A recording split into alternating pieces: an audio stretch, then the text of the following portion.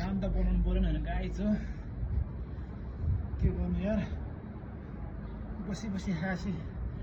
जान त बनाउनु पर्छ नि होइन बसी बसी खाए जस्तो त अनि अब काम धेरै छैन ट्याक्क लगाएर ज्यान त डेन्जर हुन्छ अब बडी बनाएर आउनुपर्छ नेपाल जाँदाखेरि टक्क बडी बनाएर जानुपर्छ होइन लोकल जिम हो लोकल जिम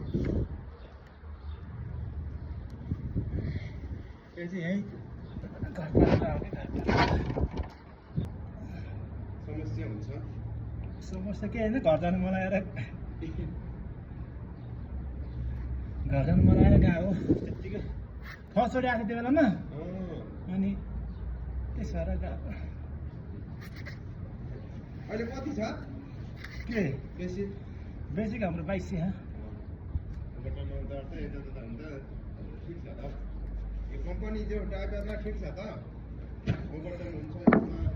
राम्रो काम हुँदा ठिक हुन्छ त ठिक छ भन्छ